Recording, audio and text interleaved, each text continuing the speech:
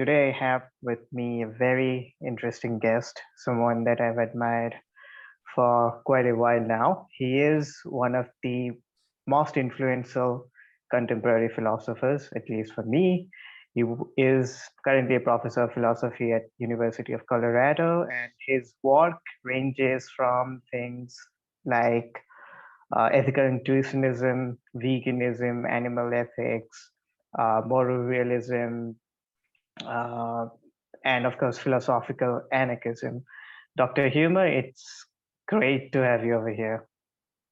Hi, thanks. It's good to be here. All right. So, because your work is so wide and diverse, I am quite confused about where to start. So, let's start with epistemology because that's where your career started. One of the earliest things that you did. So, if you could just explain to us what phenomenal conservatism is, and maybe we can go from there. Yeah, phenomenal conservatism is it's a theory about foundational justification. It says that you're justified in, roughly, you're justified in assuming that things are the way they appear unless you have reason for thinking otherwise. So I take it that when you say it seems to me that so-and-so, this is reporting a type of mental state that you have. So, there are species of appearances, so your sensory appearances. So I look here and I say, well, it looks like there's a desk here. That's a species of it's appearing to me or seeming to me. There's also intellectual appearances. So when I think about the proposition that the shortest path between 2 points is a straight line, it just seems correct to me. Okay, so this is a different kind of appearance known as an intuition. And then there are memory appearances, where you seem to remember something having happened. And then there's, introspective appearances, like you reflect and you seem to yourself to be having a certain emotion or thought or whatever. So in all of these cases, you have justification to believe that the thing that seems to you to be the case is the case, unless there's some special reason for doubting that. So is it like confined it to finding out what is real and what isn't, or does it also apply to moral ethics as well? Well, so in my view, ethics is a species of what's real. So, like there's a fact that it's wrong to murder people. And so, phenomenal conservatism applies to that as well. So when people think about, you think about certain kinds of actions. If you're a normal person, you sometimes have the experience of something seeming right or seeming wrong. So, you think about torturing a baby, it just seems wrong.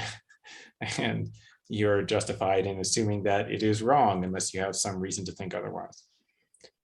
So I think that if you ground your moral principles in phenomenal conservatism, then you don't have a justificatory principle, because to me it seems like the justificatory principle that you're talking about is the phenomenal experience, is the experience of knowledge, and the experience of knowledge can differ and give conflicting moral values. So you can have a deontologist and a consequentialist give two moral answers grounded in their own experience of phenomenology of knowledge.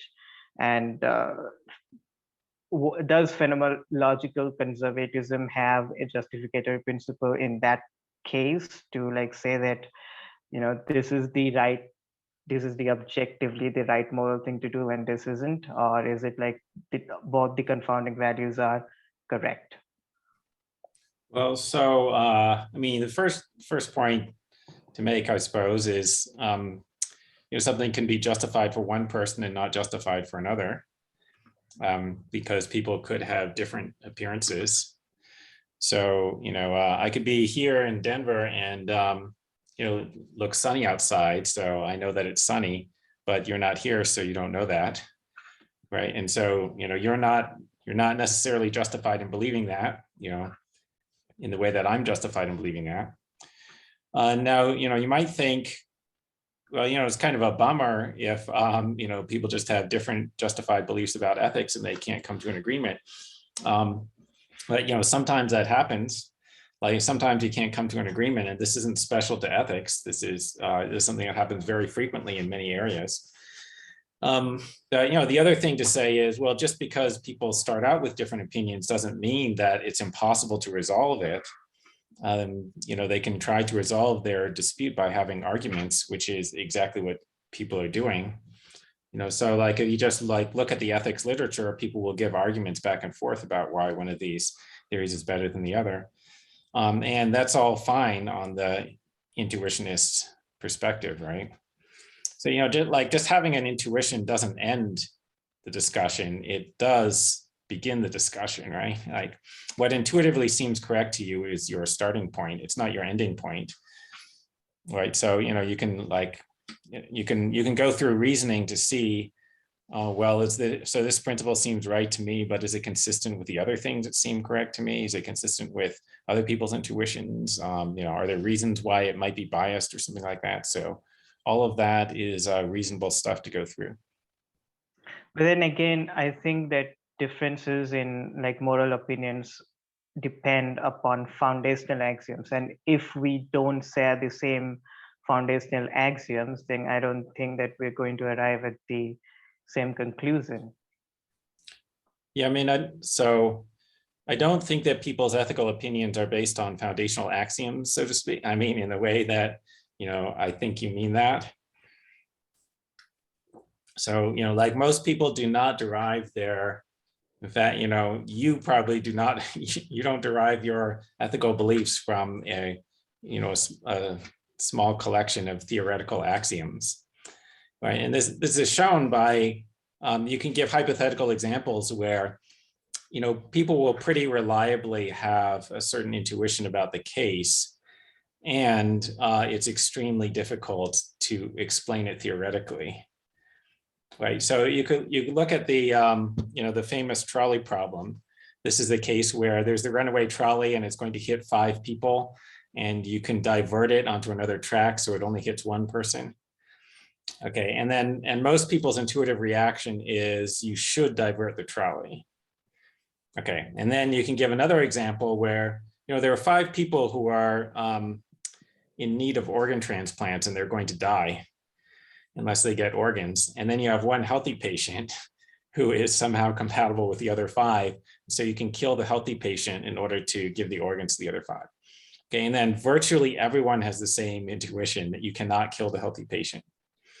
Okay, and this is not because they have a background theory.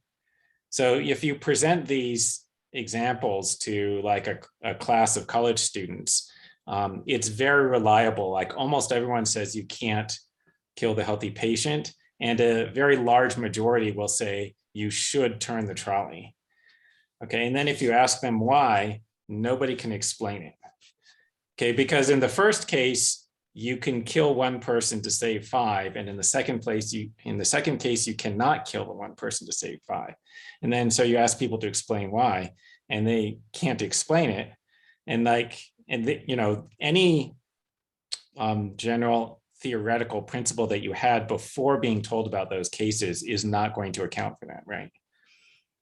Right, but if you present that same example like O'Neill has in like different orders, then the response changes. You can manipulate people's responses based on the framing, as Kahneman's experiment and O'Neill's experiment and so on. Do you think that the framing effect pose a challenge to ethical intuitionism? Yeah, you can slightly move people's intuitions. You can slightly modify people's answers about unclear cases, but there's no way of presenting, there's no order of presenting cases so that people wind up thinking that the organ harvesting is okay, right? Like almost everyone is going to say that's not okay. No matter how you present it, there's like no way of reframing the case or whatever. Like, in terms of whether you're killing this number or saving this number or whatever. There are some cases where you can modify people's intuitions, and you can only modify some people's intuitions, and you can only move them to some degree, right?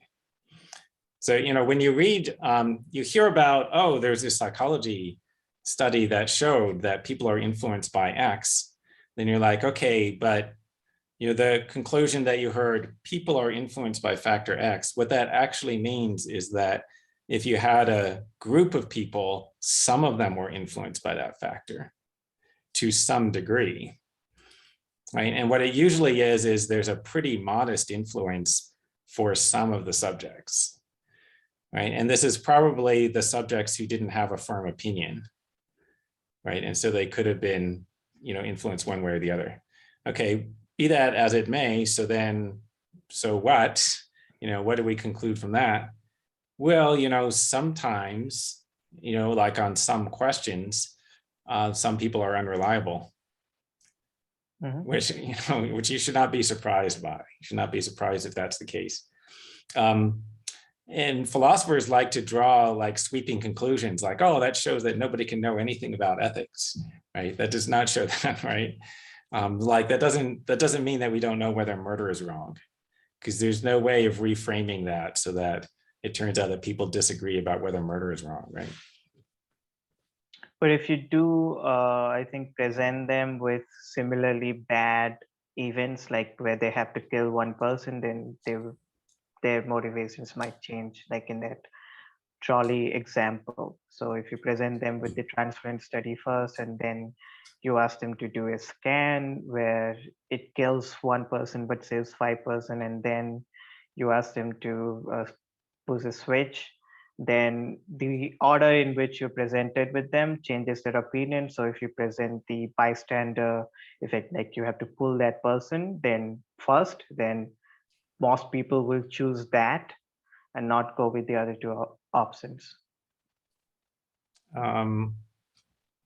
Okay, so I mean, I'm not sure if we're thinking of all the same cases, okay, but yeah, I think there are some cases where you can shift people's intuitions by presenting the cases in different orders.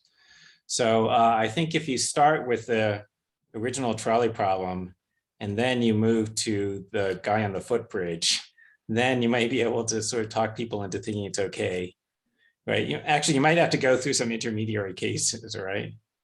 Okay, but of course, what's actually going on is that you're inducing them to do some moral reasoning. That is, you're presenting a case in which it seems okay to sacrifice the one, and then you're presenting them with another case in which there's going to be sort of an obvious inference that this one must also be okay because it seems similar to the previous one, right? And then if you do like small changes, to get to pushing the guy off the bridge, then people will be persuaded by what's actually an implicit line of reasoning that it's okay to push the guy off the bridge. Okay, but then so what? Like, what are we supposed to conclude from that? Like, so, like, is that supposed to show that we don't know any truths about ethics or something? Well, no, but it does show that humans are malleable and not always rational. I think there are enough psychological experiments to show that humans are often irrational beings. So there's that. I mean, that gave birth to an entire field of economics, the behavior economics. So there's that. Yeah. So, it's like sometimes people are irrational. This is not a surprising discovery. Like, I think we knew that a couple thousand years ago. Sometimes people make mistakes. Sometimes, whatever. Sometimes people can be influenced by irrelevant factors. So this is all true, right? And so therefore, what should we do? Well, I guess like we should try to rely on, we should like look at the circumstances in which people are more likely to make mistakes, and we should try to avoid those circumstances. Or we should try to rely on judgments that you make in the more reliable circumstances, right? And try to rely on the more reliable people and the more reliable judgments. And what would that be based on? Intuitions? No, wait, what be based on? Like the judgments you make under circumstances where you find out that most people are not reliable in that case. Yeah, I mean, you can generalize this to all forms of cognition, right? Like everything that people know about, they're fallible about. So, but you can find cases in which people are likely to make mistakes. So just avoid those circumstances, I would think would be the lesson, right? So somebody does an experiment that finds that, people will give different judgments. Like there's a certain circumstance in which if you reframe the situation, then people will give different judgments. So then you should try to avoid basing your belief system on one of those judgments that's likely to shift if you reframe the question, right? I mean, so, that seems sensible. Do you think this is compatible with moral realism? Because a lot of ethical intuitionists like G.E. Moore seem to be moral realist as well as ethical intuitionist. And I think that to be a moral realist, you have to believe that there are moral facts which are in belief independent, and ethical intuitionism seems to be arguing that seems to be basing its moral statements on intuitions and experiences, which are not Yeah. belief independent. Yeah. So in fact, intuitionism is considered a form of moral realism. So the intuitionists think that there are objective ethical facts. So, like it's an objective fact that you shouldn't murder people for fun. And by saying this is an objective fact, I mean, it's wrong independent of observers' attitudes. So, it's wrong even if you like it, or even if you approve of it, or you think that it's right or whatever, it's still wrong. Okay, so intuition is supposed to be our way of knowing about ethical truths, and but it's not what makes ethical truths true. So there are facts existing independently of us, but we have a kind of mental state by which we become aware of it, and this is exactly like all other kinds of knowledge, right? So like I think that my knowledge of the physical world is based upon my sensory experiences. The external physical objects do not depend on my experiences to exist, but my knowledge of them depends on my experiences. Okay, so that's like the relationship between ethical intuition and ethical facts, right? The ethical truths don't depend upon my intuitions, but my knowledge of them does depend on my intuitions. Was that clear enough? Yeah. So what would the ethical truth be based on then? It's not based on anything. I mean, what if somebody asked, what is physical truth based on? I don't even know what that means. It's not based on anything. But I think ethical truth is not exactly the same as physical truth, because ethical truth is kind of like you order someone stand up or sit down. It's not true or it's false. It's like a command. So ethical truth, I think, falls under that sort of category. So there could be multiple correct answers to a single problem. So I don't think that the comparison of ethical truth with physical truth is exactly. Can there be multiple correct answers to a non-ethical question? I don't think so. Well, I mean, I'm not really sure what this means. So there can be multiple correct compatible answers to a question. Okay, so like, hey, what do you think about this dog? Oh, it's furry. And also, oh, it's brown. Those are two different answers and they're both true. Okay, but what there can't be is two incompatible answers that are both true. Like, oh, it's brown and oh, it's red or whatever. Just, assume those are incompatible colors. Okay, well, can there be two incompatible ethical answers to a question that are both correct? No, there can't. So, there can't be the fact that an action is wrong and also that the very same action is right. Like those can't both be correct. Now you might ask, you're in a particular situation, you want to know what you should do. And you might think sometimes there are multiple equally right things to do. Okay, so that is to say there could be multiple actions that are permissible and even multiple actions that are praiseworthy, but that's not incompatible. Like A is permissible and some incompatible action B is also permissible. That's not incompatible. Those are logically compatible. But it can't be that A is permissible and also impermissible, right? So yeah, I'm not sure if I've addressed your point. Yeah, I think I get it. So I've heard a lot of like religious people talk about phenomenal conservatism as a way of justifying their beliefs. You seem to not be quite religious, so uh, Yeah. do you think they're interpreting it correctly, or what do you think they get it wrong, or what Yeah. are your views on? Well, I mean, many religious people like phenomenal conservatism. I think one reason is that there's an argument for theism based on religious experience. So many people have experiences in which I guess it seems to them as if they're aware of God. They're in contact with God, maybe even that God talks to them or something. And so, given phenomenal conservatism, then they have some justification for believing that there is a God. And I don't have these religious experiences, so I don't have that justification. Although I have other people's testimony about them, I think that's weaker justification for me than if I actually had the experiences. So like, I don't think that's not a misinterpretation. Like, if you feel like you're aware of God, then you have some reason for believing that there's a God. I do think that there's some reason for doubting it also, though. So, like there's some counter arguments, right? So like, I think the problem of evil is pretty difficult to surmount if you're a traditional theist. I think there's reason to believe that people's religious experiences are caused by things other than God, like that they're influenced by the tradition that they were raised in. So I think like you will have sort of Christian oriented religious experiences rather than oriented towards some other religion if you grew up in a Christian household.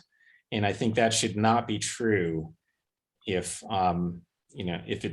it's really God, right? Like, if it's really God that's giving people these experiences, then I would think that God would give the same kind of experiences to people regardless of their upbringing.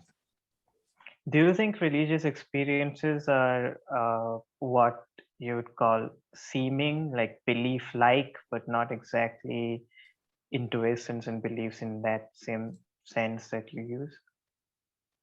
Yeah, they are appearances. I guess I would not call them intuitions, because I think of intuition as being about necessary truths, like that you sort of just intellectually grasp. It's not exactly a sensory experience either, as far as I understand it, but it's more like that, right? Right. It's like you feel like you're seeing God or something like that. I don't know though, because I haven't had this experience. So I think it's sort of like a different species of appearance that most people don't have. Right. So, how do you view religion in general? Uh, Um, so, I mean, I guess I'm agnostic about theism. Like, I think there might be a creator of the universe, although I think a lot of the stuff that's said about God is not really possible. So I don't think that you can be all powerful. I think there are ways in which the traditional God is supposed to be infinite that are impossible, like impossible infinities. And so like being all powerful is an impossible kind of infinitude. But it's not impossible for there to be a creator of like the physical world. But also that all the traditional religions strike me as false. So like there may be a God, but most of the stuff, if there is, most of the stuff that people have been saying about God is false. And I say that because like a lot of the stuff that people ascribe to God just strikes me as stuff that only primitive humans would think, right? Like stuff like God is rooting for a particular tribe of humans. And like he has a favorite tribe of humans and he doesn't like the other tribes as much. Like that's just obviously something that only primitive human tribes would come up with, so obviously self-serving, right? And the idea that like God is getting into tribal conflicts between us. That just strikes me as kind of crazy. Some of the other stuff like, when God is very vengeful. See, I know more about the Christian tradition than about other religious traditions, but there's all this stuff about where, like, the Christian God turns somebody into a pillar of salt and then, like, destroys the whole world because he's mad at people for whatever, for not worshiping him enough or whatever. Getting mad at Adam and Eve for eating from the tree of knowledge, and like there's all of this like ridiculous stuff that a perfect being would not do, right? That in fact, not even a decent being would do, right? Like not even a reasonably decent human being would do a lot of the stuff that God is supposed to have done. So anyway, that's that was sort of like a rambling version of there might be a God, but traditional religions are still not true. Well, I think for me, the problem with religion is the fact that it promotes people to do terrible things, that it's kind of immoral and promotes a sort of primitive morality, socially orthodox, primitive, regressive morality, tribalistic morality. And I think that because so many people believe in it, it's not obvious for religious people to sort of come out of that and see the world through a reasonable lens. I mean, the reason for this is basically human beings' natural instincts, right? So like they made religion to just bolster what they already wanted to believe or to do, right? And like the stuff that they attribute to God is like just their own foibles, our own character flaws we just ascribe to God, like being jealous and getting mad at people and whatever, wanting to be worshipped. And okay, like there's this stuff in the Bible where God is talking to Job about how awesome he is. It's like, bragging about how powerful he is. And, when did you create a world, Job? Anyway, okay, but like a bunch of bad stuff has been done in the name of religion, but it might just be that people were just going to do that stuff anyway.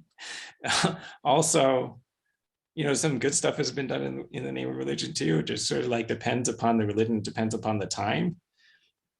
Right. So like, today Christians are very nice. In the Middle Ages, they were less nice. Right. They did the bad stuff, hundreds of years ago, partly because they had a lot more power. And so, like one of the lessons is that, well, human organizations get nicer when they have less power and when there are competing organizations. Yeah, well, you did write about that in The Problem of Political Authority, about the instincts and for authorities that humans have. I'll talk about that, but before I want to, talk about another one of your recent maneuvers, animal rights, which you are a prominent advocate of.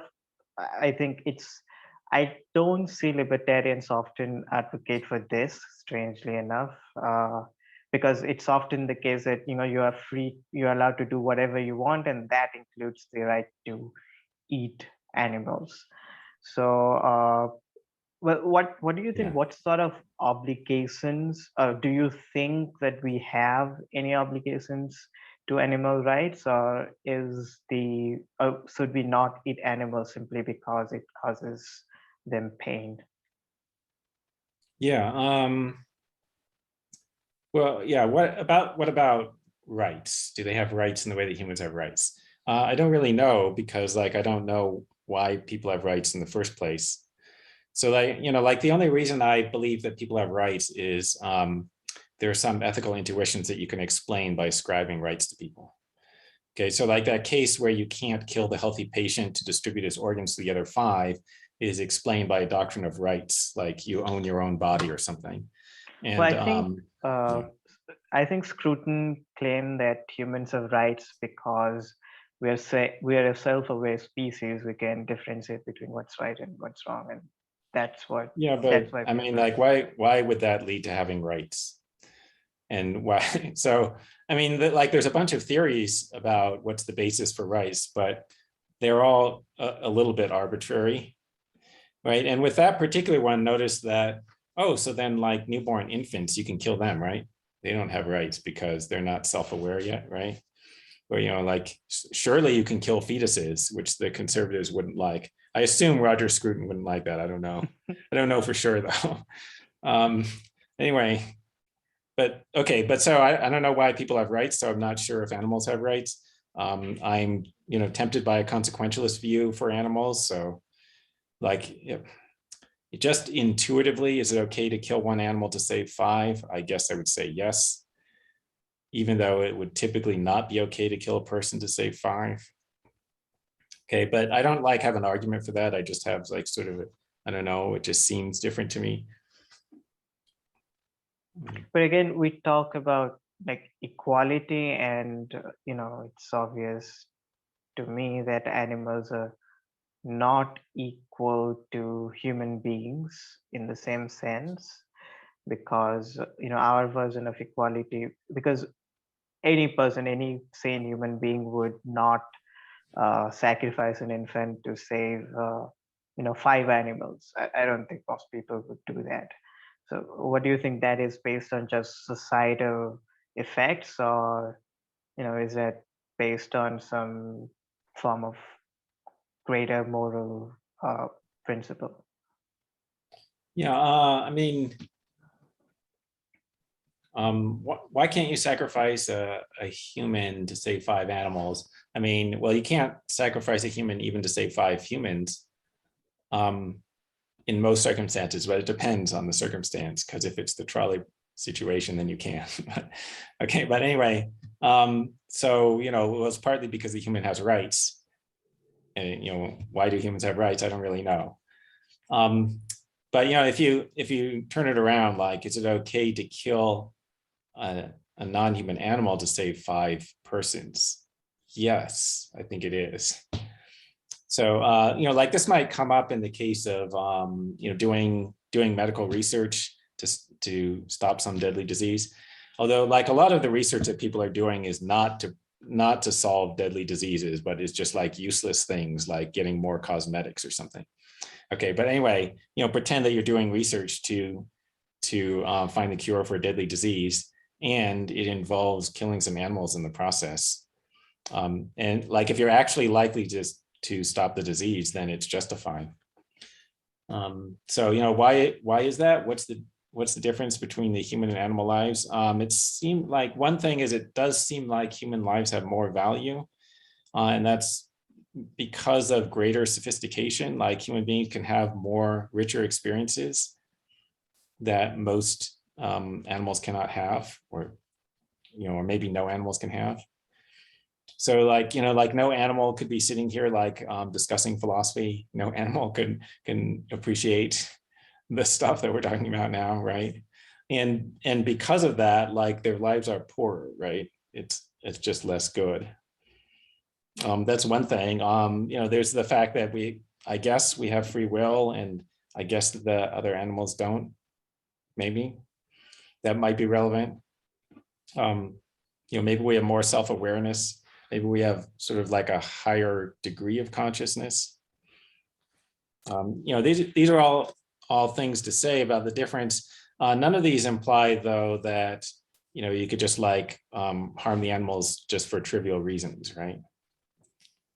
But do you think that we should treat different animals differently, like even if they feel pain? So for instance, like currently we treat dogs differently than we do treat some wild animals. You can hunt a wild animal even if it has a greater sophistication than a dog, or hunting is hunting a dog would be considered abominable, but hunting an elephant wouldn't be considered that abominable, even though if one can make a reasonable argument that elephants have greater sophistication and greater sophisticated lives than dogs do. Yeah. So in that Yeah. particular instance, so what do you make of that? Like, do I you mean, think we should treat different animals differently, and what should those different treatments be based upon? yeah, I mean, this is clearly just an emotional bias because, you know, people keep dogs as pets, but if we kept elephants as pets, then we would think it was abominable to hunt an elephant, right? I mean, it's clearly culturally relative, right? So like I heard that in China, it's okay to eat dogs. It is. I heard that in India, it's not okay to eat cows, but in America, that's considered like fine and totally normal, right? It's just like, well, it's just clearly, irrational biases, right? We just have different cultural practices. My colleague Alistair Norcross has an article called "Puppies, Pigs, and People," where like the basic idea of the article is, you wouldn't like torture and kill puppies in order to get a small amount of pleasure, right? That's horrible. Well, pigs are like smarter than puppies, at least as smart, maybe smarter. And then, so, you shouldn't like be torturing and killing the pigs just to get a little bit of pleasure from eating their flesh and so on, right? Right. And do you think that, this would be based on the pleasure and pain distinction that Singer makes? Like we should treat animals based on, whether they feel pain or not. Like an animal that feels like, I think you're fine with eating bivalves and things like that. You wouldn't be fine with consuming any other animals. Yeah, pain and suffering is bad. So you shouldn't cause it. You shouldn't cause it for a trivial reason. Shouldn't cause a large amount of pain and suffering for trivial reasons. And so any animal that can experience pain and suffering, you should try to avoid causing pain and suffering to it. The thing about bivalves, so this is like clams, scallops, and mussels. They don't have a central nervous system. And so there's a good inference that they can't experience suffering or really other experiences, right? Because so, like if something happens to your body, but the signal never reaches your central nervous system, you don't feel anything, right? So like, when they do surgery, like they stop the signals from reaching your brain, but they're like cutting open parts of your body or whatever, you don't feel anything. Well, so it stands to reason that if you don't have a central nervous system at all, then you never experience pain, right? And there isn't really any you there, right? There's not anyone there if there's no central nervous system. So would it be okay for, in a sense, someone who doesn't have a central nervous system to cause that person pain? Let's say that hypothetically such a person exists and is alive, but he or she doesn't feel any pain. So would it be okay for someone to kill that person? Yes. I mean, I'm not sure this is even a person. Okay, so like there is I guess there's a condition called encephalopathy or something. There's a condition of being born without a brain or without most of the brain. And so it's possible for the rest of the body to be functioning for some time. But basically that is not anyone. There's not anyone there. There's just like a body, right? Because like the brain is the seat of consciousness.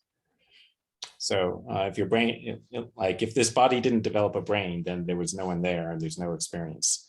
Okay, so is there a reason to keep this thing alive? So it can't do anything because it doesn't have a brain, but you could like hook it up to machines to keep it alive. Is there a reason to do that? No. I don't know why we would do that. And if somebody had done that, somebody had hooked it up, it's okay to disconnect it, right? I guess like, if somebody wants to do something with it, like, I don't know, maybe they're keeping it alive so they can transplant the organs or something, then you shouldn't mess with that, right? But like, there's no reason to spend money otherwise, right, to maintain it unless it's producing some other benefit for someone. Well, I rarely come across people who are convinced that eating animals is morally correct. They are convinced that it's immoral. They're convinced that one shouldn't harm animals, but they continue eating it anyway. So why do you think that is? I would count myself as one of them. Oh yeah. These are the people who they know that it's wrong, but they keep doing it. Yeah. Yeah. Well, most people are horrible. So like the typical human being is incredibly immoral and has only minimal moral motivation. And now, initially it may not seem to you like this is true, because most people you meet on the street don't like attack you, and they don't steal from you. Like most people don't just lie for the hell of it for no reason. Like they appear to follow moral rules. But actually, what turns out is the only reason why other people are not attacking you is social conventions. They're motivated by social conformity, not by morality. And this is shown by the cases in which they recognize that the social conventions are wrong. And then do they act in accordance with morality or in accordance with the social conventions? Almost everyone acts in accordance with the social conventions, which shows that they don't actually have a conscience, right? Or they have a weak conscience, right? So, they're only going to do the moral thing if there's like really minimal cost to themselves, right? They won't take any significant cost to be moral, but they will take a significant cost to conform to, the conventions. So, it's very, very sad. Okay. It's very horrifying, but like, an average person would murder you if the social conventions required them to murder you. And this is shown by various episodes in history where, like large numbers of people were murdered by ordinary people, right? Like, the Nazis in Nazi Germany, like they weren't all like psychopaths. They were drawn from the population, right? There were too many of them participating in this thing for it to be just a bunch of psychopaths, right? It had to be ordinary people were doing it. And then there's like the infamous Milgram experiment, in which you can get like average people to electrocute somebody because a guy in a white lab coat is telling them to do it, right? And so this is just, sorry, but people are bad. So, well, you made a Nazi reference, and I found that interesting because a lot of vegans do talk about how human beings are genociding animals, but animal genocide in animals, because we kill animals, even those who don't actually kill animals but eat it because, So, do you think that meat eaters, because I think we have established that they're immoral, so given that they are immoral, do you think that their actions should have consequences? And if yes, then what sort of consequences should those actions have? Well, their actions have the consequence of causing animal suffering and death. Mhm. When you mention the Holocaust or like compare the meat eating to genocide, most people's initial reaction is, that's ridiculous. You're minimizing the Holocaust. You're like, that's anti-Semitic even. You're like pretending that the Holocaust is only as bad as killing a few cows or whatever. Okay, but the reason why people have this reaction is, like they're not thinking rationally about it. They're thinking emotionally. So their emotional reaction to the Holocaust is, oh my God, horrible, like very strong emotional reaction. And their emotional reaction to meat eating is nothing, like no emotional reaction. So then they compare the two emotional reactions and they go, oh, well, these are not similar at all. Okay, but the thing is, like, if you were a Nazi in Nazi Germany, you didn't have any negative reaction either to, sending the Jews to the concentration camps, right? So, but if you think about it rationally, like just like intellectually think about what it is, that is actually a fair comparison, right? Actually, like there's like, billions of, thinking sentient beings that are being slaughtered for our convenience every year, right? It's like 10 times the human population of the world. That many animals is killed every year for our pleasure and convenience. Yeah, like that is really similar, right? That is really similar to doing a Holocaust. If you think, maybe you think that, well, yeah, but human lives are much more valuable than animal lives. Like, okay, say a human life is 1,000 times more valuable than an animal life. Could that be?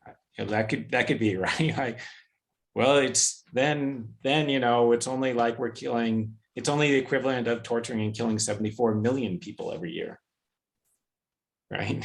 Because we're killing like 74 billion animals for our eating pleasure every year. So if human lives are 1,000 times more important, then it's only as bad as 74 million people. Well, if we were torturing 74 million people every year, that would be the worst problem in the world. That would be worse than the Holocaust, right? So, you know, like it's just hard to see how this could not be a serious problem.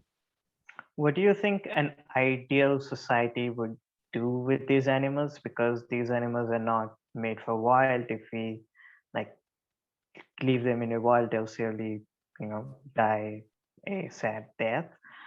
So, Yeah. Well, assuming that everyone sort of agrees that killing animals is immoral, and from tomorrow everyone stops yeah. eating meat.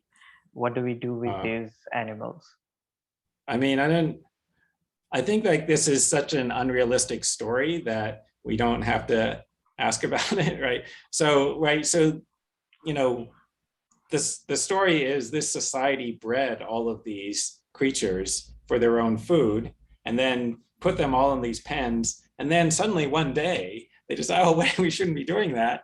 Now what are we going to do with all these animals in these pens? So like that's not going to happen.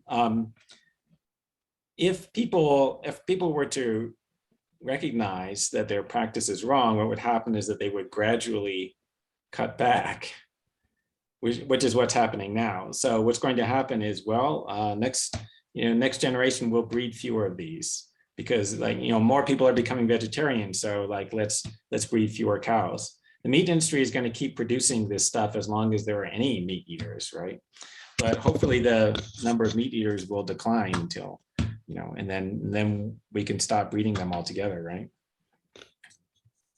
Right. So, what do you think about keeping pets? Because a lot of vegans are against keeping pets, but you know, here in India, for instance, PETA, the Animal Rights Society, often uh, euthanizes street dogs. So I don't think that is a better solution to, that doesn't provide them with a fulfilling life. Definitely, they would rather leave in this case. So what? So do you think keeping pets is moral, and or do you think that differs from one pet to another? Well, I guess like some animals are not suited to be pets because they haven't been domesticated. So like if you try to keep a pet crocodile, this is not a good idea, both for prudential reasons and I guess for crocodile welfare reasons. Um, so, like, yeah, I guess it differs with the animal. I guess like one concern is people think, oh, like you're keeping the animal prisoner and you're exploiting it and enslaving it or whatever. So like you wouldn't be able to do this to a person. You can't like kidnap a person then keep them in your house all the time. But I don't really think it's like that with the animal. I don't think that they're really suffering, right? Like compared to a normal animal life, I guess, right? Like being a human's pet is probably a pretty great deal, right? It's a great deal for an animal, right? As opposed to the way they normally live. Because, you get free food all the time. You get to like sleep on a soft bed, which they don't have out in nature, whatever. I guess I have some concern about, when you keep carnivore pets that, you have to buy meat to feed them. So, that strikes me as problematic. I know some people try to get like vegan cat food. So, and I don't know how well that works. Well, But cats. anyway, I don't think cats survive on vegan food, so it's not good probably.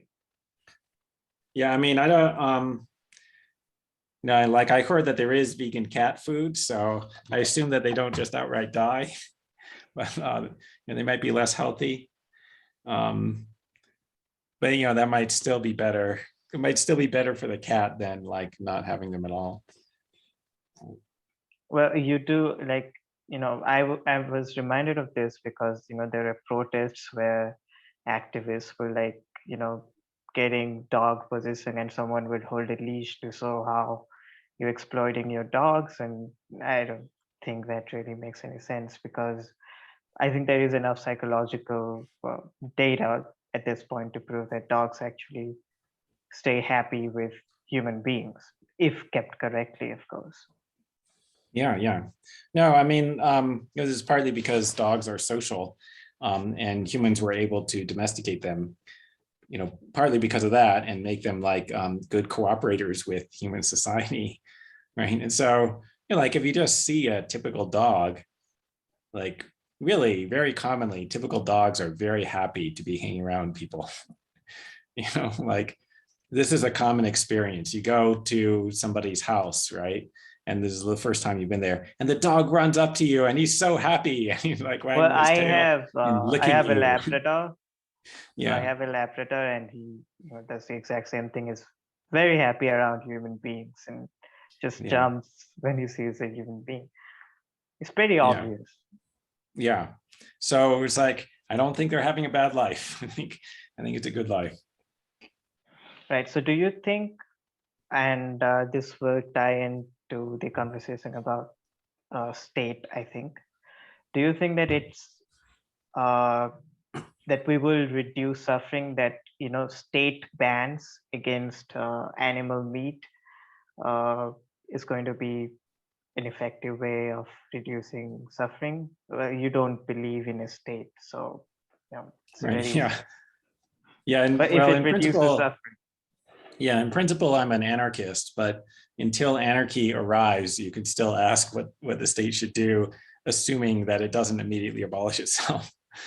um, yeah, should we ban all meat production? I mean, what we should probably do is we should probably um, lobby for animal welfare regulations, right? Like, to prevent cruelty and pain and suffering in the farms.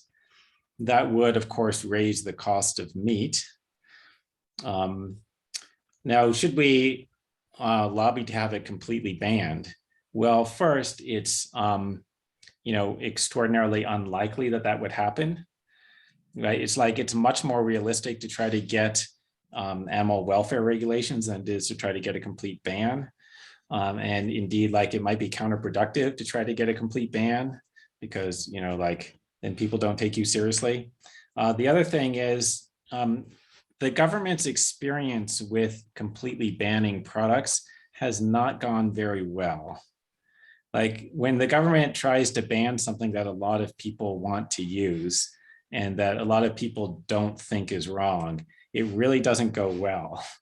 And of course, I'm thinking about alcohol and drug prohibition, right? Not like it's not even clear that it reduces the total consumption and then it causes huge other problems, right? So on the other hand, if you don't completely ban it, then the government does have the ability to regulate it, right? So because alcohol is legal, they can regulate it, like they can regulate how it's produced and therefore control the quality and things like that.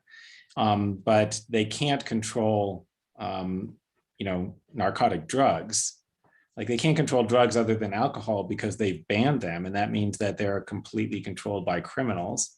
And then the criminals are not going to listen to what the government says about how you should produce it or whatever, or trying to be safe and, trying to ensure quality or whatever. Okay. So so my suggestion is the first thing the state should do is to try to regulate animal agriculture, to reduce the amount of cruelty involved. Then the next thing that's going to happen, though, is we're going to have this lab-grown synthetic meat. And eventually, I expect it will become cheaper than the traditional meat products. And then when that happens, the market will basically end the animal agriculture industry. So you think you think that lab-grown meat will replace all of the animal industry that we have? I think, yeah. I mean, I'm not sure because I'm not an expert on that, but they're working on it now. They've made some. It's just like it's not market viable now because it's too expensive. But I assume that they can work on the technology to make it cheaper. In principle, the reason I say this is, well, in principle, the traditional way of making meat is super inefficient because, like you have to put all these calories into this animal to make, well, the entire animal, but you only want a part of it. So you have to put effort and energy into making all the parts that you don't want and then, throw them away. And then, or, like whatever, try to sell some parts for dog food or something, but that's, so like, that's less profitable, right? So in principle, it would be more efficient to only make the part that you want. Yeah, I agree. So, well, I want to talk about the anarchism stuff. So let's start with why you think political authority is legitimate.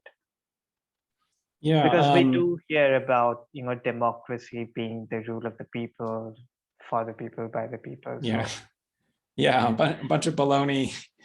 You hear baloney like that. Yeah, I mean, let me say some things about the concept of authority first. So actually, many people, when they hear about my thesis, like, oh, Huemer rejects political authority, they think the word political authority means government. That is not what that word means.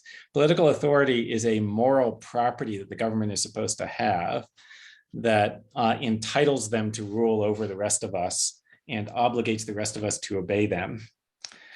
Okay, so like people often misdescribe my view as Huemer thinks we should get rid of political authority. No, I don't think we should get rid of political authority because I think there never has been and is not now and never will be any political authority. Like nobody has this, okay? But I think people are confusing authority with power, right? So I don't deny the existence of political power. Like all governments have power, they just don't have authority. Meaning they have the ability to impose their will, but they don't have a moral entitlement to impose their will. But well, anyway, so yeah. Many would argue that that moral entitlement comes from the fact that people elected them. Yeah. So, here's a story. Like, let's say I go out to dinner with like 4 friends. And then at the end of the dinner, we're like, hey, we're at this restaurant. We're like, who should pay for this bill? And I say, oh, we should divide up the bill according to, what everybody ordered. Everyone should pay for the amount that they ordered. Okay. And then like one of the other people says, no, I think Mike Huemer should pay for everyone. Right. And then imagine that 3 of the 5 people say, yeah, Mike Huemer should pay for everyone. Okay. Now, does that now make me obligated to pay for everyone? Right. Because there's like 3 of the 5. So that's a majority. So now I have to pay for everyone. And also, by the way, does that mean that those 3 can now force me to pay? Like they can grab my money or they can lock me in a closet until I pay because they're the majority. No. Well, I think it's more like all of the 5 people have contractually agreed to sort of share their bill. Like in that case, I think any utilitarian will probably say yes. I mean, if all of the 5 people pay, the same amount of money. Wait, I'm sorry. So like, what's the story? What did the 5 people do? Like, you're saying like if everyone unanimously agrees, then they have to do what they agree to? Yeah. So yeah, if everyone all 5 of them agree, let's divide it up equally, then they should all pay an equal share. That's right. Right. And that never happens in a real society, right? Never happens that everyone agrees.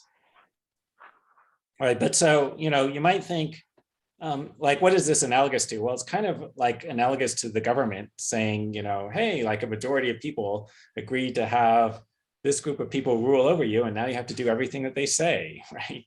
And it is a little bit like, dividing up the tax bill, so to speak, right? You might think, I don't know, like, is this really analogous? Is, having one person pay for everyone? But it actually, yes, it is kind of like that. In the United States, if you divide the population into 5 groups by income, the top 20% of the country is almost paying for everyone. right? They're pretty close. Actually, they're doing more than paying for everyone. They're paying more than the amount that would be required to give everyone else a free ride, because they're also paying like 86% more so they can give kickbacks to the bottom 60%. Okay. And like so like the top 20%, they're like, it's sort of, it's more like you had the 5 people at dinner and like 3 of them said, we want you to pay almost twice the entire bill so that not only do you pay for our meal, but you also give us extra money. Okay, that's like the current situation in America. Okay, and then somebody says, oh, well, what if hypothetically everyone agreed? Okay, well, yes, if everyone agreed, but how would you get the rich people to agree to pay more than the entire bill so that you can give kickbacks to the bottom 60%? Well, isn't it like proportional? Like those who have, then they pay some amount of their share for those, who will probably die of hunger without it. Well, okay. So first, are social welfare programs just like saving people who are about to die of hunger? No, right? We're giving like all this money to people who don't need it. Okay. So like some of it is, oh, let's like give money to middle-class people who are sending their kids to college. Yeah, let's do that. Okay. It's not like they're about to starve. Okay. And then, okay, but be that as it may, can you steal money from people in order to give it to charity? Right. So like, Well, let's say, yeah, I want to help the poor. So I just like go out and start robbing people on the street so I can give the money to the poor. Is that an okay thing to do? Like that no. doesn't seem totally okay to me. Yeah, well, but I think most people agree to live in that society. They have a contractual basis, there's a social contract and Wait. Show me where is the contract? Because like I want somebody to show me the contract. Like nobody ever showed it to me. Was that just an oversight? Like I never signed anything that looked like a contract to have a government. Right. And by the way, because I'm an anarchist, I would not sign. Right. And there are not very many anarchists. Okay, but there are some. So like, and the government just like imposes the same rules on everyone, including the people who explicitly say that they don't want it. Okay, but anyway, all right. So, here's a story. Like I show up in your neighborhood and I say, hey, Anwesh, give me $1,000 or leave your house. And you're like, well, I don't want to give you $1,000. And then you just like ignore me and you keep on living in your house. And I'm like, hey, you're living in your house. That means that you agreed to pay me $1,000. And then they just come and take your money. Right? Okay, that's like the social contract claim. Right? Like because you're living on your own property in your own house, that means that you agree to give a bunch of money to the government.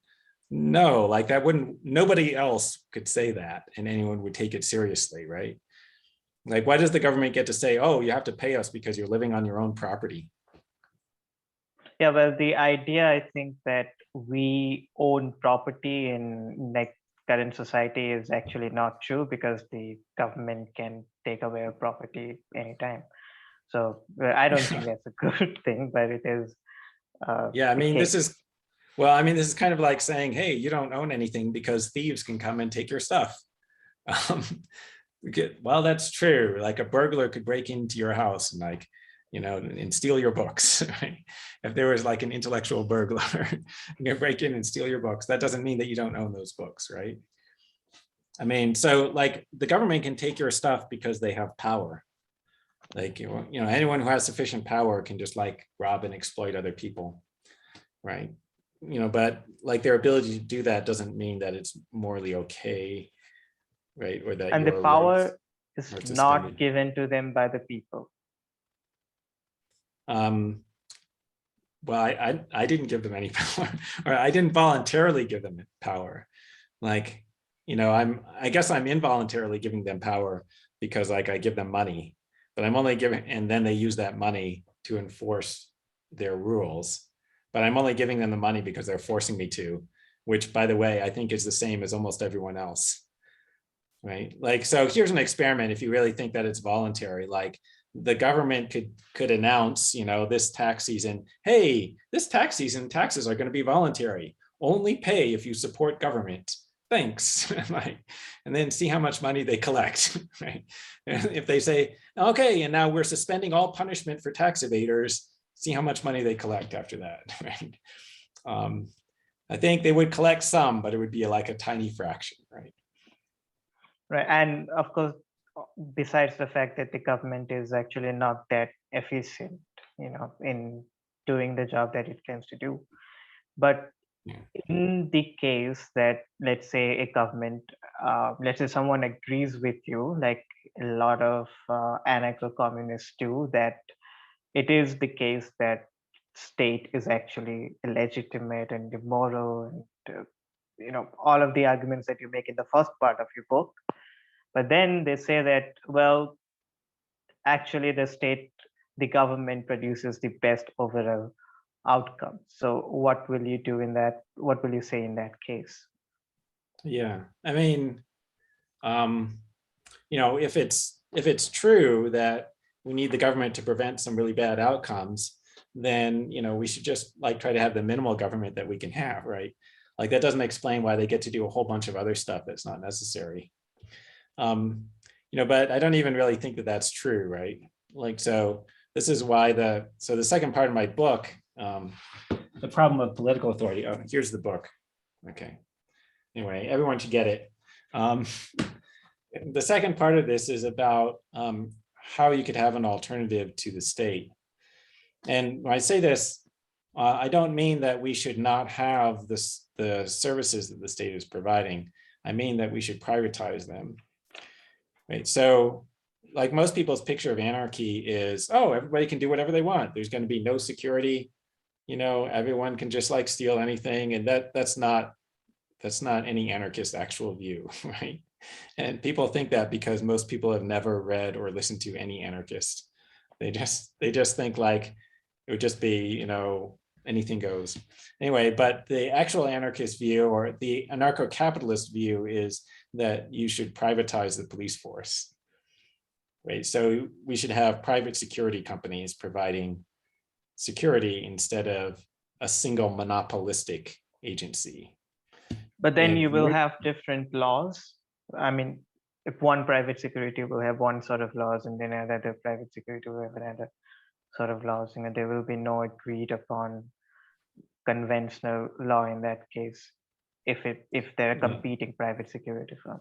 Well, there can be different rules in different places. So, like I'm in a condominium complex, and we have an HOA, and they have their own rules, right? And so, like if we were hiring security guards, we would hire them to enforce the rules of that HOA.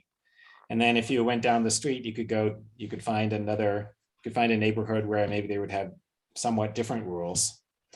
The anarcho-capitalist idea has, we would also privatize the court system. So instead of a single government-run court system, there would be a variety of private arbitration companies. There are private arbitrators right now. It's just a smaller business than the government courts, but they could take over all of the courts, all of the court jobs. Okay, and then where does law come from? Well, it used to be that the majority of law was judge-made law, like the common law. In the last century, like legislative law has expanded, so there's just like tons and tons of, especially regulations. But also more statutes created by the legislature. But it used to be that the great majority of law was common law, which is law that is created by a judge in resolving a case. So if two people have a dispute, they go to this judge, and then the judge thinks about it and tries to resolve it on the basis of kind of the morality of that community, right? Like he tries to resolve it in accordance with the moral norms that are accepted in his society. And then he writes down his explanation for why he resolved the dispute in the way that he did.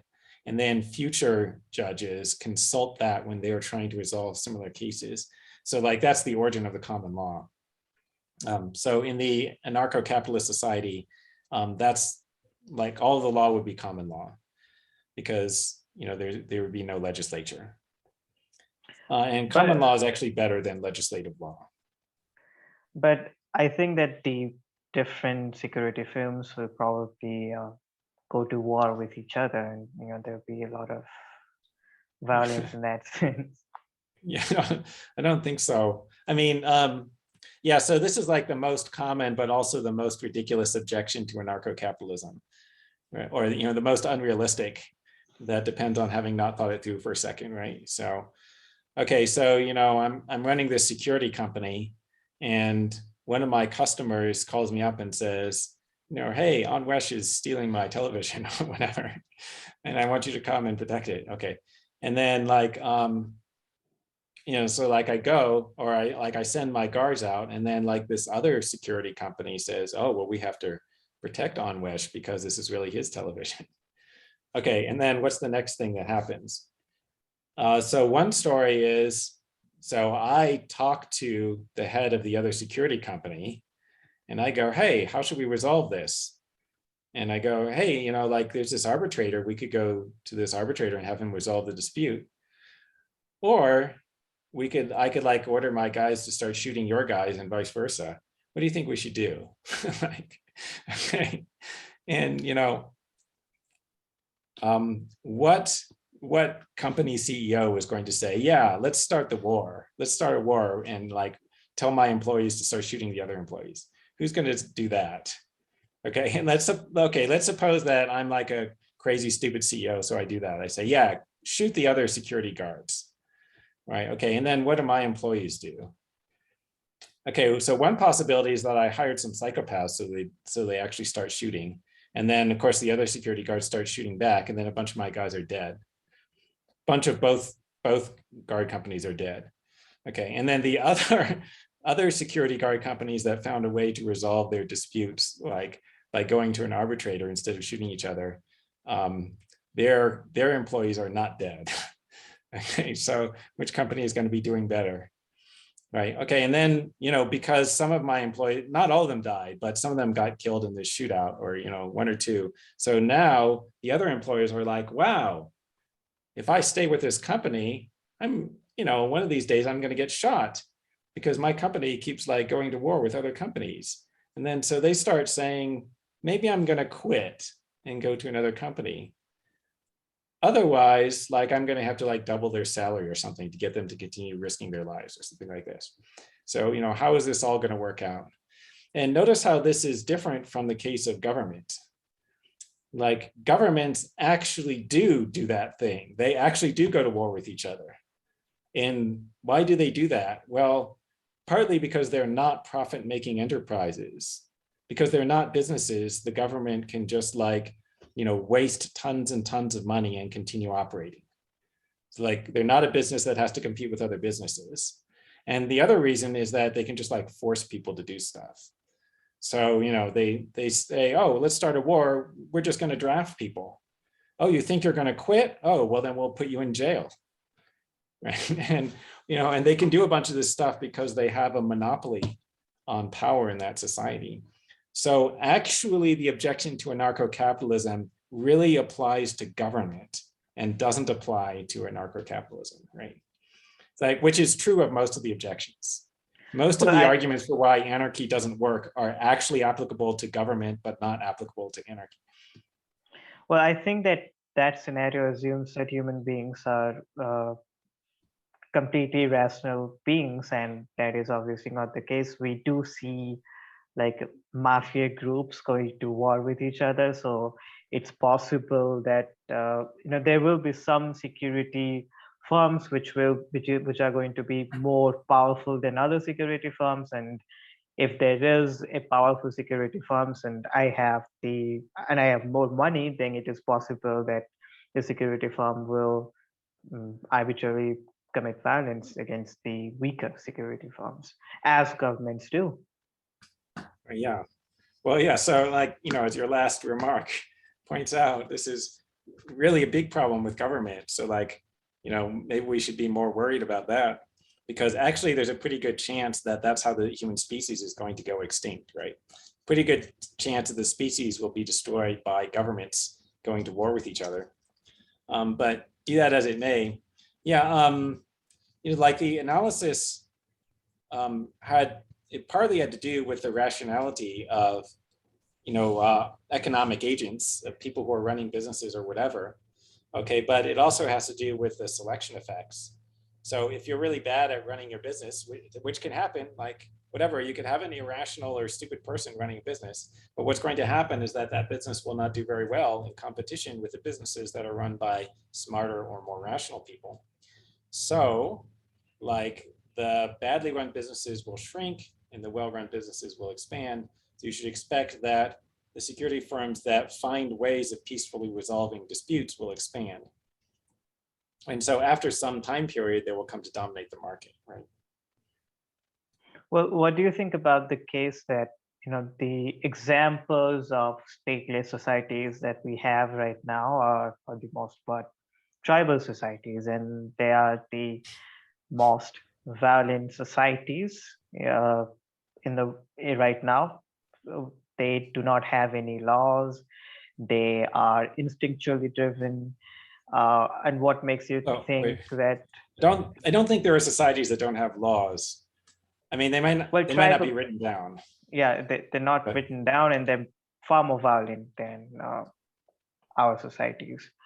So I yeah, think, for instance, like there's a hunter-gatherer societies in like India, the North, the Sentinelese in North Sentinel Island, who, you're not permitted to go there because they are so violent that they're going to kill any person who comes there, and they have yeah, basically yeah, primarily most uncontacted tribes.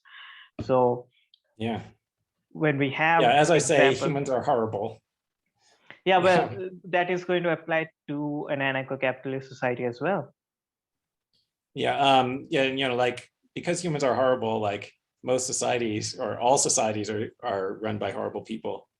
Okay, but anyway, given that your society is being run by But horrible but you people, have to like make the argument that an anarcho-capitalist society will be better than the society that we currently have, and I think for yeah, to make that argument, you have to you cannot ignore human nature, as it were, or our obedience to authorities, our psychological yes, instincts, violent yeah. instincts. This is why I do not ignore human nature. Actually, it's usually the statists who are ignoring human nature, or rather, what happens is that they look at the flaws in human nature only when thinking about anarchy, but not when thinking about government. Like they forget the fact that the government is going to be run by humans with the same nature. Okay, so here's the basic theoretical thing. The basic theoretical point. Okay, you have people who are selfish and like would like to exploit and harm other people for their own benefit, right? And there are various times when you would want to do this, just like stealing other people's stuff or whatever. Okay, and also sometimes people are just like not even taking your stuff; they just don't like you, and so they want to kill you or whatever. Okay, but then so you're like, okay, so we need to have one group of humans to have like power over everyone else so that they can suppress the people who would be doing these bad things. The only problem is then, oh, well, what's going to stop them from doing the bad things? Why won't they be robbing and killing? Which, by the way, like in the 20th century, something over 100 million people were killed by their own governments, right? And that's not even counting killing people in foreign countries in war, right? Which was, more tens of millions. Okay. So anyway, you're like, yeah, who's going to stop them? Okay. The difference between anarcho-capitalism and government is competition versus monopoly, right? And also voluntary versus coercive membership. So in the governmental situation, you're coerced to belong to this state, and there's only one. There's only one operating in the region, which is a defining property of governments, right? Like it has a monopoly. Okay, and then in the anarcho-capitalist idea is that you have organizations that are otherwise similar to governments, except that there's meaningful competition. Meaning like if you don't like this one, you can just switch to a different one. Okay, and like that's the main difference. That's the main difference between capitalism and socialism. And also the difference between anarcho-capitalism and government, okay? Like our current system is just like, socialism for the police industry, the police and court industry, okay?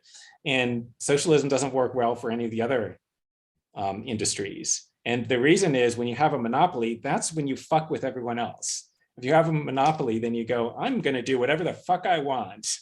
I'm just going to I'm going to jack up the prices. I'm going to beat the shit out of my customers or whatever, because they have no other choice because I've got a monopoly. But when you have competition, then you're like, oh, whoa, I better not piss off the customers, right? Because they'll just go to my competitor. And there's all these other firms who are constantly trying to take my market share. So I just, selfish people, this is all, taking into account human selfishness. Selfish people are going to say, well, I better not screw with my customers because they can go to somebody else. But if they can't go to somebody else, then you just screw with them, right? And okay, this is why competition works better than government monopoly. But there are also monopolies in competitions. I think there's a social media monopoly is the most obvious example of that. So, it's possible that there is going to be that sort of monopoly will be replicated in an anarcho-capitalist society. Right, yeah. I mean, many people have the impression that monopolies just naturally form, in a capitalist economy, but it's quite rare. It's rare, and it's usually extremely difficult to get a monopoly. But there are a couple of exceptions, okay?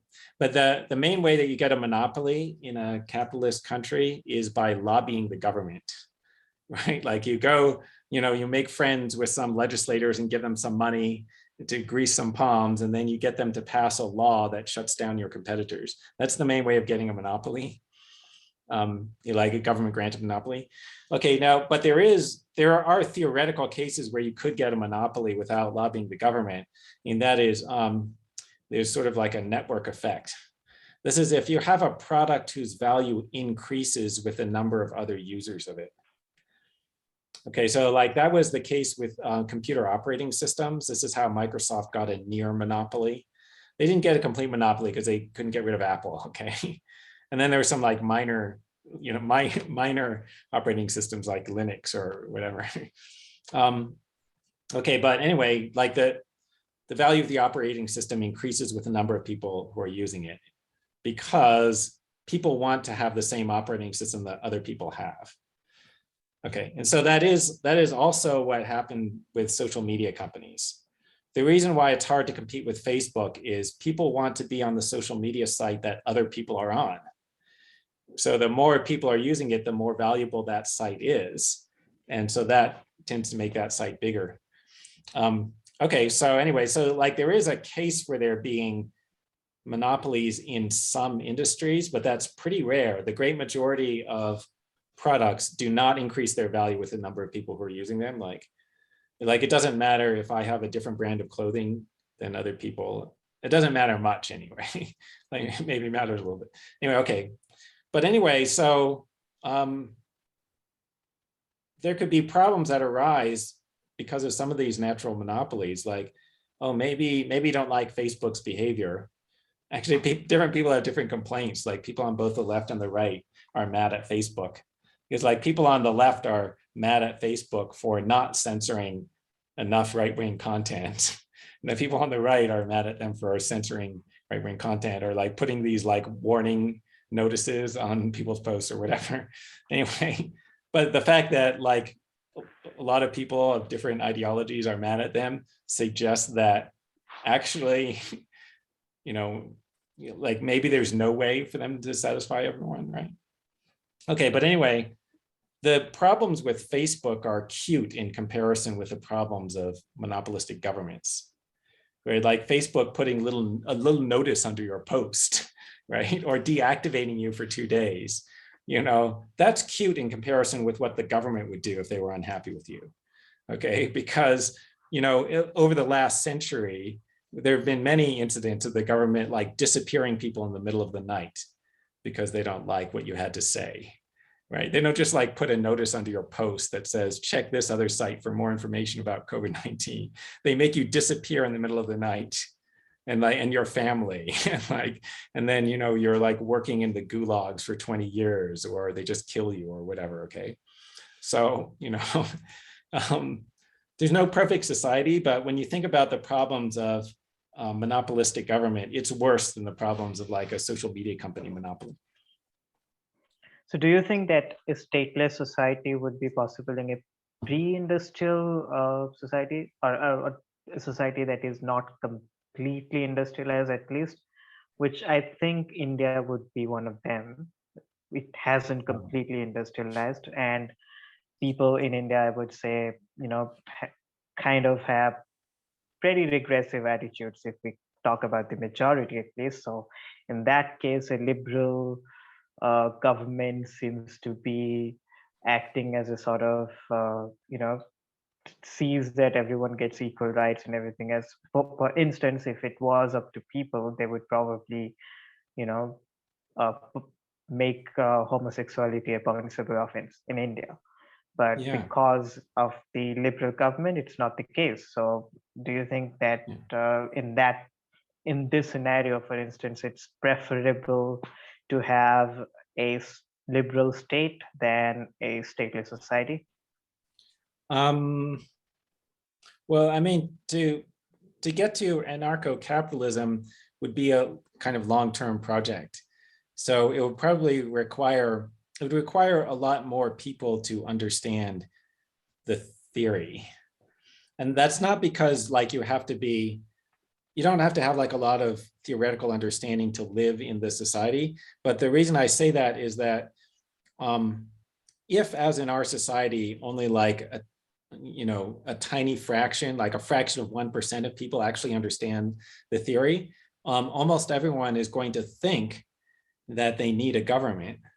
And if almost everyone thinks that they need a government, then, you know, if somehow the government went away, people would immediately set it up again, right? So like if say that everyone in the US government or the Indian government just decides to resign tomorrow, they're like, hey, we're done. We realize that government is illegitimate, so we're quitting. Then the next thing that happened the same day would be like people all over would be saying, okay, let's set up the new government. And they would do that because almost everyone thinks that that's the only way for a society to work. Okay, so it would have to be that there were more people who understood how that wasn't necessary. Also, there probably has to be a gradual transition, because you have to sort of build up the alternative institutions at the same time that the government institutions are shrinking. So what you have to do is, like, I think that this could happen in the United States because a lot of people are dissatisfied with the government police at this point. So you could have a situation where they start outsourcing policing duties. Like, you know, somebody could say, hey, let's hire private security, you know, to patrol the streets instead of the government police. Because, you know, we're not really happy with the job that the police are doing. We're not happy with them like beating people up and stuff like that. And, you know, sometimes killing people, right? They're like killing too many innocent people. Okay, and like that could happen. So if you have that, then the police departments could shrink. Eventually, maybe we could not have police departments. And then you could do the same thing with the court system. Like, you know, the government courts could start outsourcing their duties. They could take certain cases and say, hey, you know, you guys go to a private arbitrator. They could refer people to private arbitrators. And then, you know, if they did that more and more, the courts could shrink. Okay, but so the thought is there could be a gradual transition. How the transition goes makes a big difference to the result, right? Like if the government just disappeared overnight, this wouldn't be a good situation because we need the services that they're providing. Like when I'm saying we don't need the government, I'm saying, well, we need somebody else. We should have somebody else be providing it. But if they just immediately disappear, then nobody's providing those services and then it's chaos, right? So we need to sort of like build the other institutions that would be providing the protection and dispute resolution services. Okay, so anyway, so like, you know, what would happen in India? Like, well, like a lot of people need to be convinced that capitalism is better than socialism first, so that then they could be convinced to try this thing of privatizing the police and the court services. Well, I talked with Dr. David Friedman about it, but and he was, I think, a bit optimistic about the future of anarcho-capitalism. Like he thinks that it's going to happen. It's plausible in the near future. Uh, so I'm wondering, with experiments like seed and things like that. So I'm wondering, uh, like, first, do you think that there is any society that comes close to anarcho-capitalism? Because well, Dr. Friedman thinks that medieval Iceland is one such society. Do you think there is any society now or in history? And second, how optimistic are you about the future of anarcho-capitalism? Yeah, I mean, I don't know of cases other than Friedman's example of medieval Iceland, but like I don't know that many historical societies. So, it could be cases I don't know about. I'm not sure how close medieval Iceland was to what we're imagining. I believe Friedman that there are some interesting parallels. I think so at the end of the problem of political authority, I suggest that there's a reasonable chance of anarchy coming, the orderly, good kind of anarchy coming in the future, but I don't know how long it would take. But the reason I say this is there's been a lot of intellectual progress over human history, including moral and political progress. There have been radical changes over human history. So if you went back in time 1,000 years and you proposed democracy to people, they would think, oh, that's crazy. That is completely unworkable. They tried that one time in ancient Athens and it didn't work. And everything just reverted to dictatorship. We've always had dictatorship. Everyone in the world is dictatorship. So you have to have dictatorship, right? Or monarchy or whatever, which is just a variant of dictatorship, okay? So if that's what people would have thought. And then, today about half the world is democratic. Okay, so that's just to illustrate that there can be radical political changes over time. And they're going along with changes in people's values. Like part of the reason we have democracy today is people have more egalitarian values. And like we're moving that direction. And also like we just care more about individual rights. And like we're less into violence and forcing people to do stuff. Okay, that's part of why democracy is spreading around the world. Okay, but after democracy spreads to the whole world, there could be further developments. And I suggest this partly because, like, I think even democratic government is not so egalitarian, right? Like it's more egalitarian and more respectful of people's rights than dictatorship. But nevertheless, having a government at all involves placing some people above other people. Like the people in the government get to tell everybody else what to do. So that's fundamentally inegalitarian, right? And fundamentally, you're forcing everyone to be subject to this one organization they don't get to choose.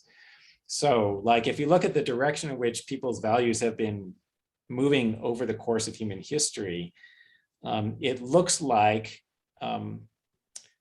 they should at some point realize that government is really not compatible with our core values, right? You see what I mean? Okay, so if that happened, if we get to a point where actually most people realize that government is incompatible with their values, like it's inherently inegalitarian, it's inherently violating people's rights, then I think they will figure out a way to transition to a stateless society. Yeah, well, I think that paradigm shifts are possible. I mean, nobody would have imagined in 1989 that Soviet Union would break down, within a few months. So it is certainly possible and within a short span of time. And I think that's a very interesting. That's a good point to end. I had a fantastic time talking with you. I learned a lot and I enjoyed our conversation completely as much as I enjoyed your book. Did you like the conversation? Yes, it's been great. Thank you. Thanks for having me. So, where can people follow you? Just, I think you have a blog, Fake News, and you have Yes. books on Amazon, The Problem of Political Authority, and I think the latest one is Knowledge in Reality. So Yes. they can buy the Yeah. books, they can follow you on fake news. Yeah, fake news is spelled FAKENOUS.net. Fake news is one word. So that's my blog, and I have a website which is owl232.net, OWL232. Thank you very much. Thanks.